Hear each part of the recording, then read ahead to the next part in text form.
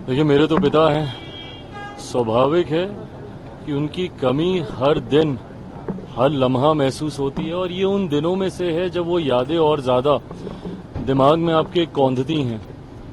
आज 4 साल हो गए उनको गए हुए। ये ऐसे लम्हे होते हैं जब आप उनको याद करें तो एहसास होता है कि आज से 4 साल पहले इस वक्त वो मेरे साथ थे। शाम को 6:05 पर उनका निधन हुआ था। तो ये दिन बहुत सी यादों को, बचपन में बिताए हुए उनके साथ पलों को, पर मुझे खुशी इस बात की है कि आज वो जहां कहीं भी होंगे इस बात को देखकर खुश होंगे, संतुष्ट होंगे।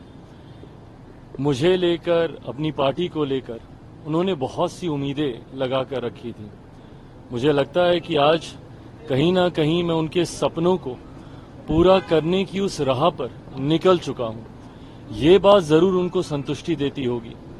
पार्टी को जिस मजबूत स्तर पर वो देखना चाहते थे, आज पार्टी के सांसदों की बात हो, अलग राज्यों में हमारे विधायकों की बात हो, संगठन देश भर में जिस तरीके से पार्टी का मजबूत हुआ है, ये तमाम वो विषय थे जिनको उन्होंने हमेशा प्राथमिकता देने का कार्य किया।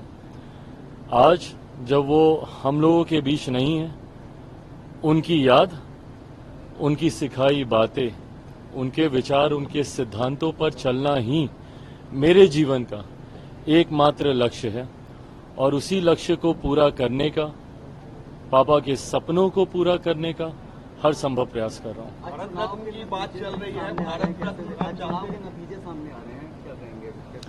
देखिए, अभी जस्ट रुझान आने शुरू हुए हैं। मैं मानता हूं, उम्मीद करता हूं, जिस तरीके से भाजपा ने दोनों राज्यों में मेहनत की है, जिस तरीके से हरियाणा में 10 साल का कार्यकाल भारतीय जनता पार्टी का रहा है, मैं मानता हूं कि जनता कहीं ना कहीं विश्वास करती है भारतीय जनता पार्टी, मेरे प्रधानमंत्री जी पर।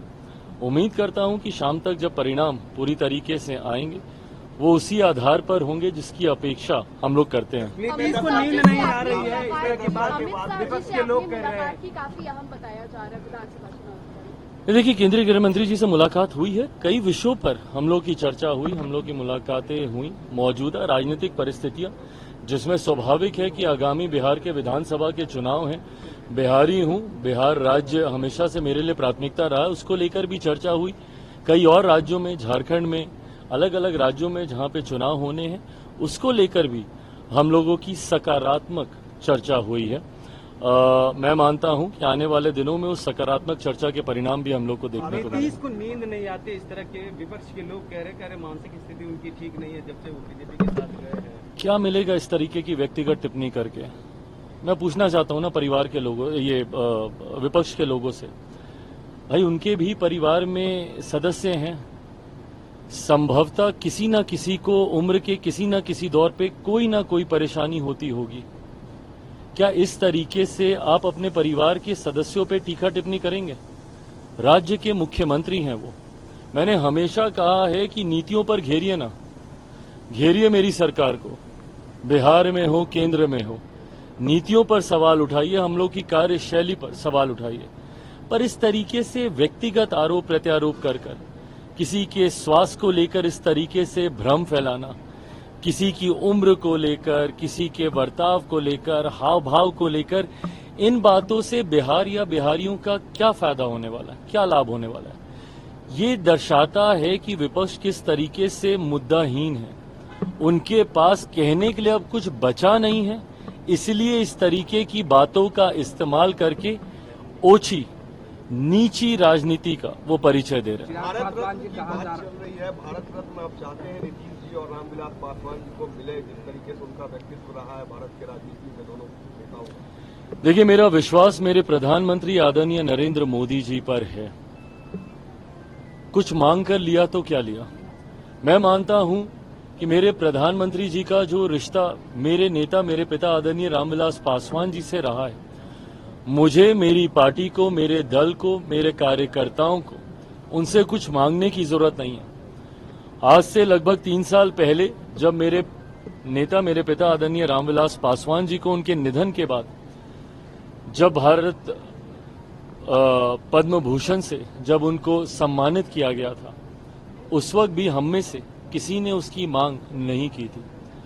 ये मेरे प्रधानमंत्री जी का प्यार और वो रिश्ता जो मेरे नेता का मेरे प्रधानमंत्री जी के साथ था, मेरे पिता का मेरे प्रधानमंत्री जी के साथ था, उसकी पुनः एक झलक देखने को मिली जब उन्होंने स्वतः उन्हें पद्म भूषण से सम्मानित करने का काम किया।